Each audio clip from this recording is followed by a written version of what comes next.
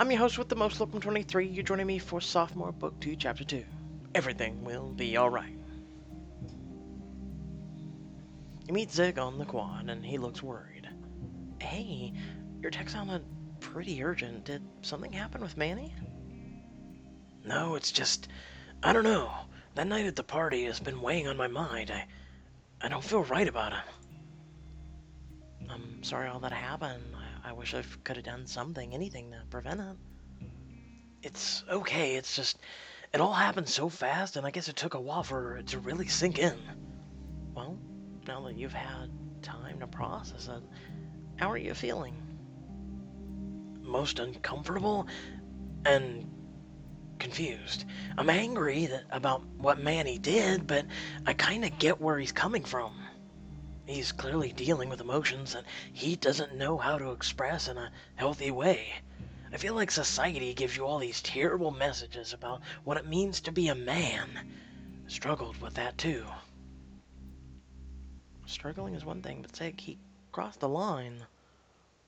I think what he did was less to do with him being confused and more about him being a creep who doesn't understand boundaries.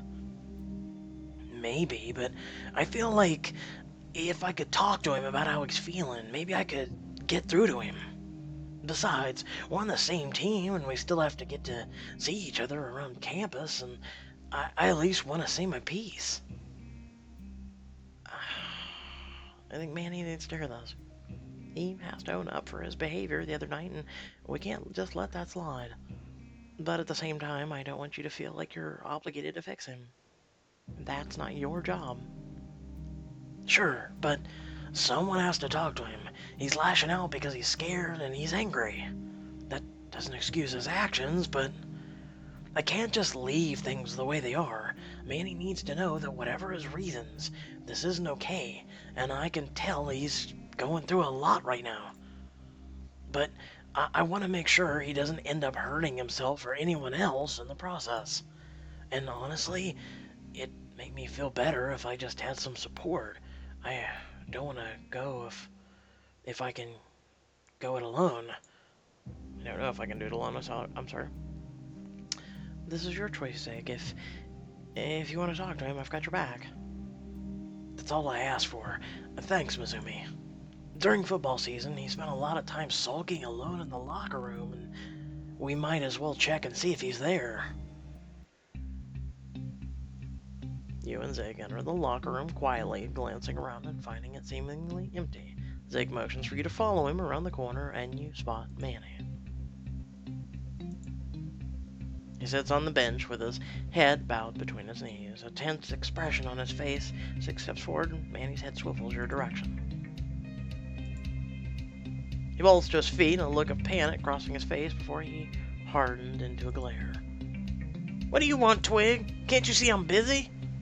It looks like you're just sitting and brooding. Manny looks back and forth between you and Zig. Yeah, real funny. What's she doing here? You two think you can gang up on me? Manny, really, we just want to talk to you. Listen, we just want to talk. Haha, you don't care about me. You turn your nose up whenever you see me. What the hell do you really want? Really, there's no trick here. But I think Zig has some stuff he wants to get off his chest. Manny, you kissing me was not okay, but I think we can talk about it. Forget it! I was drunk as hell, it was a joke, it was nothing. Being drunk isn't an excuse to make an unwanted move on someone, and neither is being confused.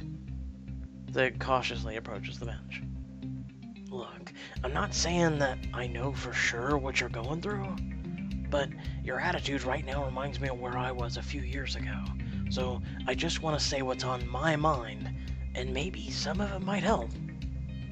When Manny doesn't say anything, Zig sits on the bench. When I realized I liked guys, it was scary. I was confused because I knew I still liked girls too, but I thought it was wrong to be bi. I wasn't sure if I was confused, indecisive, or just messed up. Manny crosses his arms, but he listens as he sits on the opposite side of the bench as Zig. I did everything I could to suppress these emotions, and to try to only feel things I thought a man should feel. When that didn't work out, I lashed out. I was angry. I felt like I didn't belong anywhere. I hated who I was and assumed everyone else would too, so I put up walls. I let all these stupid ideas about manhood take control of me. I internalized all this hate and confusion, and it was poisoning me from the inside. I call bullshit. You're not like that now, you... Manny cuts himself off, lapsing into a sullen glare. It was hard at first, but my family and friends were there for me. They helped me open myself up to the possibility maybe I did like guys and girls. So what? You're saying that I'm just like you, and my life will be all butterflies and rainbows if I embrace it?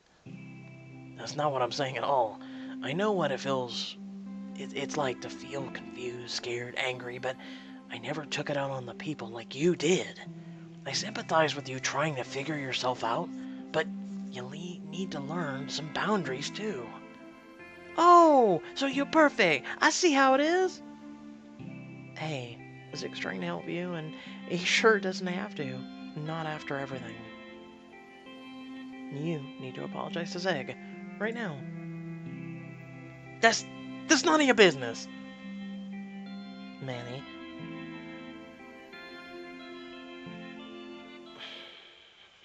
What you did is unexcusable.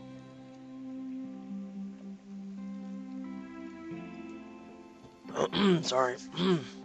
I've kind of like a frog in my throat when I do that voice, you know? You need to unlearn your toxic behavior.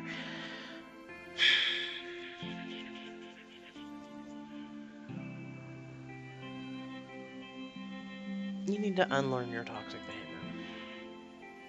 You don't get a free pass for what you did. You still owe Zig an apology, no matter how you're feeling.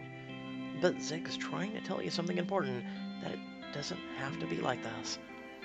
You don't have to buy into what society tells you to makes you for a real man. You don't have to stew in all the hate and anger and... Oh, you want to talk about feelings? Manny bolts to his feet, fists clenched. What I'm feeling is that a load of bull, and I don't need to sit around listening to you two trying to brainwash me with the PC crap. He rounds on Zig, brandishing a finger in his direction. Look, I'm sorry. Happy now? Call off your... Watch it. You stay the hell away from me, and I'll stay the hell away from you. Thank God football season's over. I don't have to see your face again. The feeling's mutual. If you ever pull something like this again, we're reporting you to the college. Ha! Don't know if you got the memo, but I'm a star on the football team. Nothing can touch me. How wrong you are. He storms off, slamming the locker room door behind him. You and Zig stare at each other while the sound rings in your ears. Zig, are you okay?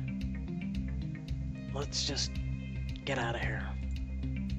You and Zig leave the locker room and head back to the center of campus.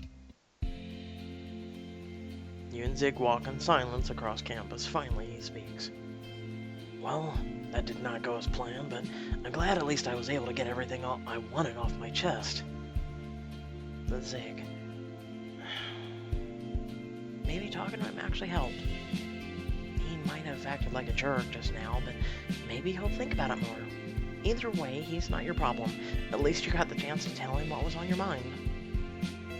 I said what I wanted. Manny was unreceptive, and I don't feel obligated to do any more. You gently take Zig's arm and get him to stop walking. It's just, if anyone was going to get through to him now, and help him figure out what he doesn't have to be, and he doesn't have to be like this, it'd be you, and it didn't work.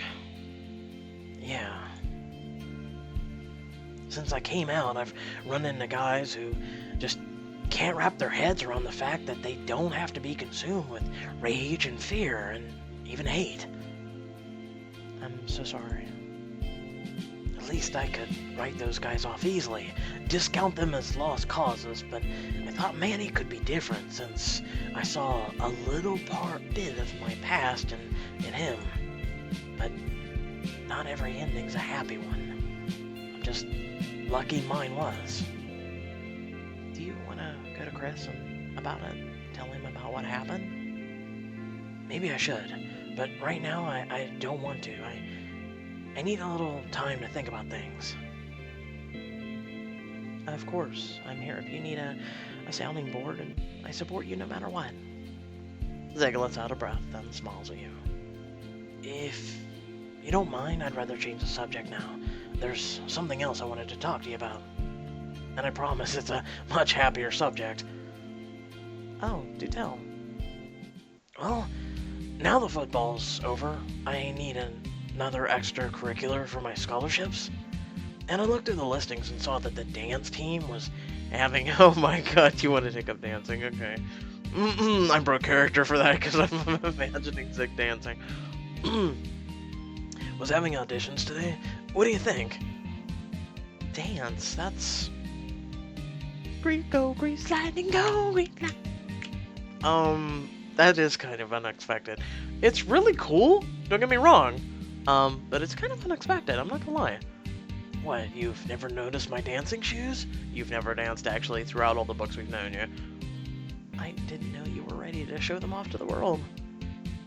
Well, I have to pass the audition first, but with all this talent, I figured I had to give it a shot.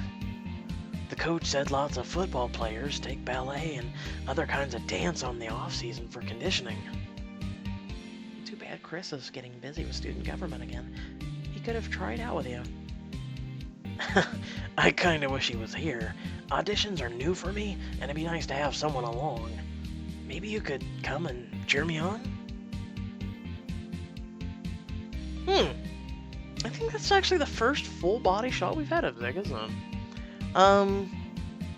I would love to, but I don't have the time. Not in this edition, at least. I'm sorry, but the house inspector is coming by today, and I need to be home at... You check the time. 10 minutes ago. Oh, don't worry about it then. I'll be fine. You should get home. Thanks for understanding. Sorry again. You start to hurry away, calling back over your shoulder. Good luck. Tell me about it later. I know you'll do great. You just catch Zig's wave before turning and breaking into a sprint. Run, Barry, run! You burst through the doorway just in time to see the inspector come down the hallway and into the living room, followed by your housemates. As for the water damage to the drywall, now that I've fixed the leak, you're gonna have to pry those boards off and then... Apply a vapor absorber to the wall and let it dry before putting the new paneling over it, right? You've got it. And as far as loose wiring, that's making your lights flicker, and... We'll probably need to call an electrician, huh? You'll definitely need to call one. I'd be happy to route your drains for you, though. Hey, Mizumi. Looks like you're just in time for the big rundown of everything what's wrong with the house. Yikes, that doesn't sound ominous at all. It's ominous, alright. You've got a long road ahead of you. There's substantial damage from problems going unchecked, but this place is by no means unlivable. The inspector holds out his hand. I'm Grant, by the way. You shake his hand. Nice to meet you, Grant. Though I wish it were under better circumstances. It sounds like...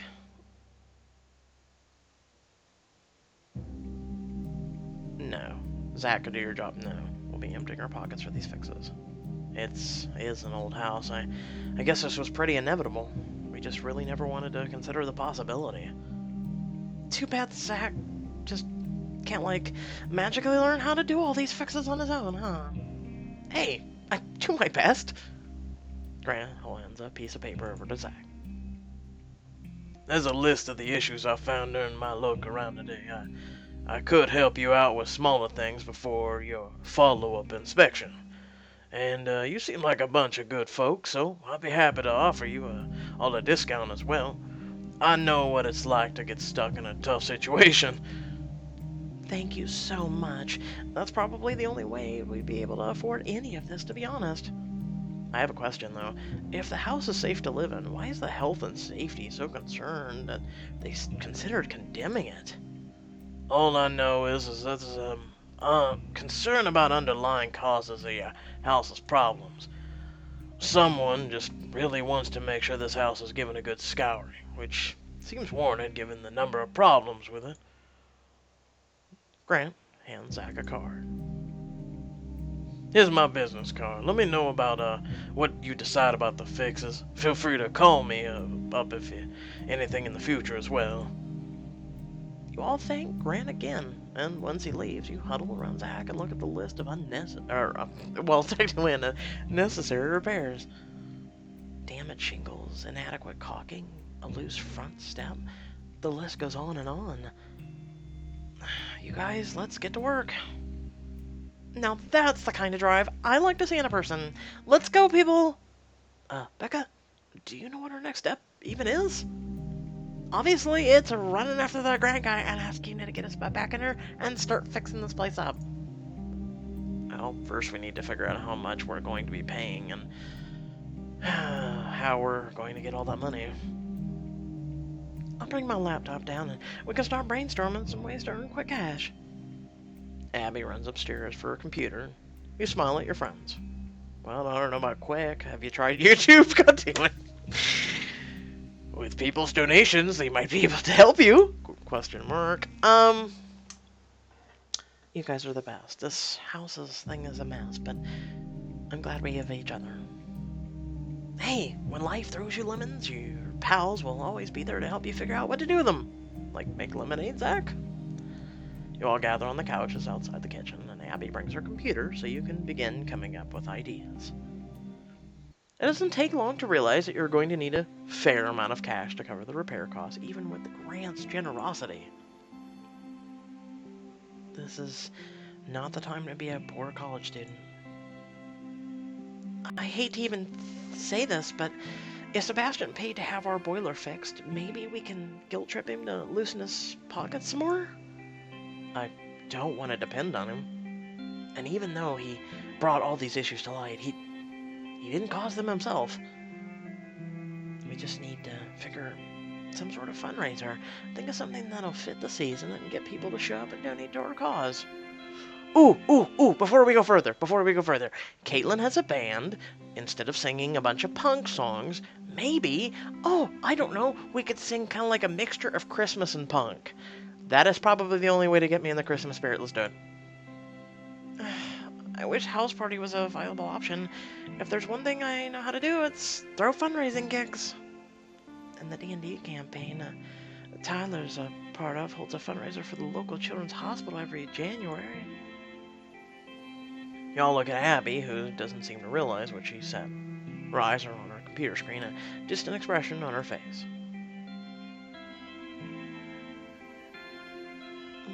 Any progress on that front? Abby's attention snaps to you as if she's just broken out of a trance, and she notices everyone looking at her worriedly. Well, no. Have either of you reached out to the other? No.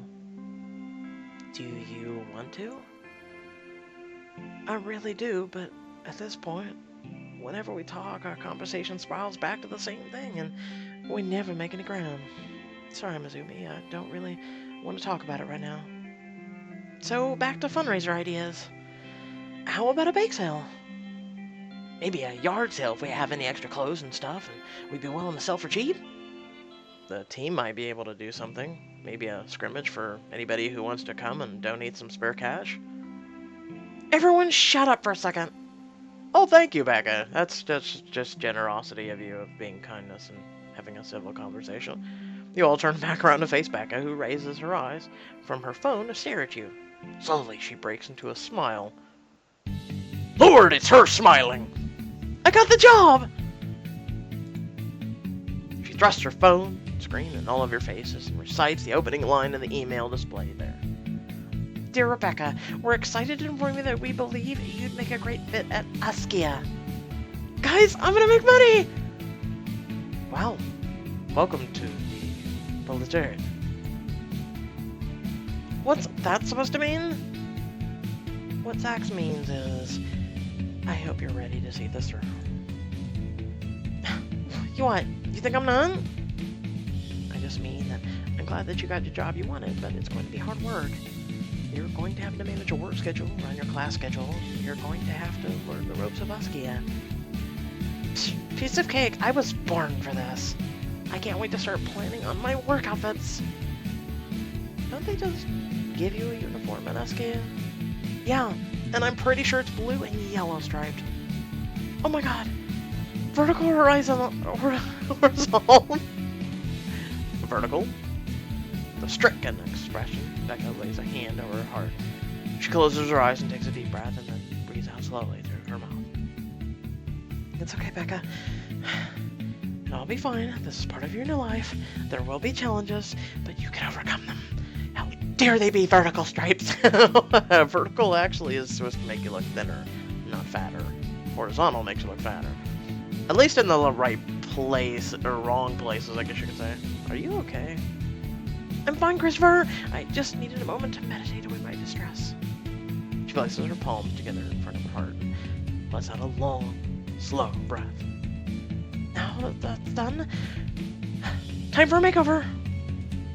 Becca, we just said that you're getting a uniform. Yeah, but I can still update my everyday clothes. New me, new look. And Mizumi, you're going to help me decide what to wear. Why me? This is a girl who's worn a strapped, sleeveless shirt all through winter. And you're going to ask her for fashion advice. No, let's not. I know, Choices has kind of screwed us on fashion, this book, hasn't they? Becca rolls her eyes and grabs her wrist. Because, dummy, I trust your fashion sense, but don't make me repeat that. She drags you towards the room and you shrug helplessly at your friends. Help me! Becca drops you off in your room, then runs back up. You hear her clumping up the stairs and back down a minute later. She returns with a large shopping bag. Okay, I'm not filthy rich anymore, so I was really careful when spending over the holidays, but I could not treat myself to something. And I've been thinking of changing up my hair as well. Let me know what you like best, okay? I don't think I have a choice. Take it away, Becca. Becca changes into each of her outfits and turns and waits for you to make a decision.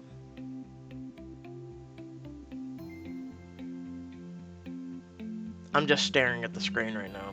Really? We're going to spend diamonds on her shit. Really, Pixelberry? Oh my god, moving on. Okay, this one, are you a Viking? Valkyrie? What? What are you? Okay, that's literally Becca. That's literally what she's worn through, like, all of freshman and, like, sophomore book one. What? I got nothing. Or...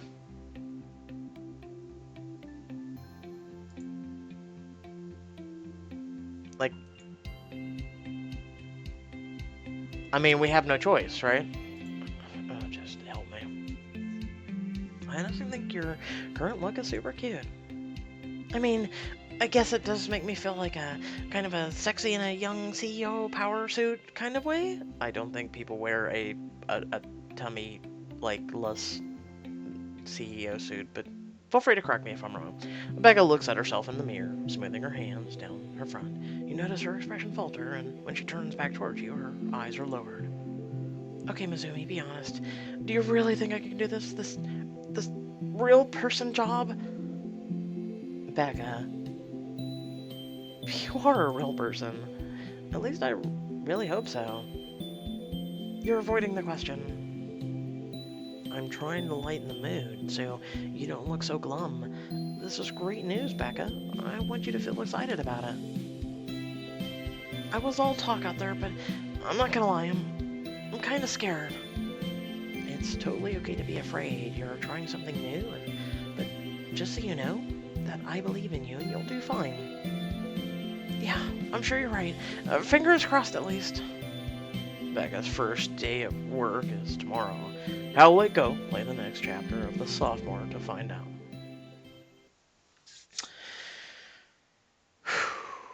So that's been, I like it. I like it. I like how they address the issue with Zig. I like how they address the mannerism and the issue with Manny. Um, Really, I don't think there's a problem there. I think, as a whole, even if you're not bisexual, even if you're just straight, I think for most of us, I myself am straight. I am comfortable with my sexuality, so I can look at a man and go, "Wow, you are very attractive, sir. I wish I had your body." um, if I was 10% more towards that way, my tongue be lipping up those aesthetic abs, boy. Um, but with that being said, I feel like they even made it where, and they did such a great approach on it that even if you're a straight person, you can understand that feeling. At least for me, of feeling like you are, um, especially as a guy, having like this image on you, and they do it for women too. But that's a that's a let's be honest. We all talk about every day in our lives about how women have this image that they should be showcased in. Like you should be pretty and you should get your nails done and your hair and you should be wearing maybe it's Maybelline, maybe it's CoverGirl, and all these things. You're supposed to be prim and propped and perfect, and you're just a plaster. You're supposed to roll your face in this makeup application, and it's just outstandingly just we all know it, okay? When it comes to a guy, I can honestly say that society has put this you need to dress well. You need to not look like a homeless hobo. You need to smell well. And they've put the same things on guys, right? And yes, I mean you shouldn't. Oh, how can I put this? They put the same on guys and women, but there's also a deeper thing to it. And here's what I want to get to, and I don't want to rant too long, but guys aren't meant to cry. Guys aren't meant to show emotion. Guys are supposed to be strong. They're supposed to be, you know, kind of like Pixelberry, and they're guilty of this. And I think it's the kind of their confession, really, of how they had Zig when we first met him. He was angry. He was willing to jump and do these things. And we were like, whoa, okay, you're kind of a thug, aren't you? And some people saw through it and chose him as a relationship, and some people didn't. And I think Pixelberry, in and of itself, confessed that they themselves have kind of shown this image of gentlemen, and as we've went and they're changing faces now in the game more, and doing things like that, um, they are kind of in themselves admitting there is a problem. And there is a problem. There is a problem for both sides. I think you should just be who you want to be. And that's who I am. It's like people every day they're like, I don't like you with the beard.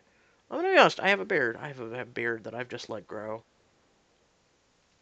I used to be the clean shaven type, and finally I let my hair grow a little more and a little more and a little more, and then I constantly keep going back and trimming it and shaving it and trimming it, and finally I'm to the point where I have a good beard now, a good beard.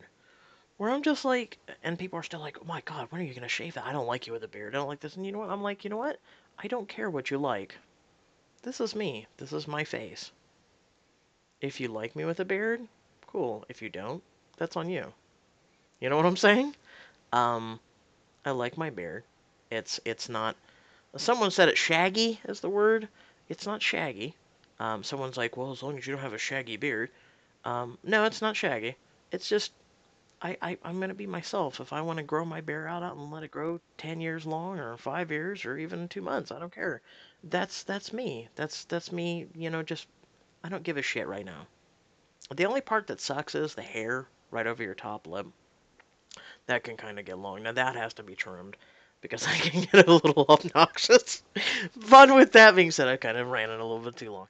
But I just had to get some of that off my chest because I felt like this is an issue. I feel like it's an issue for sexuality. I feel like it's an issue for clothing. I feel like it's an issue for a lot of things.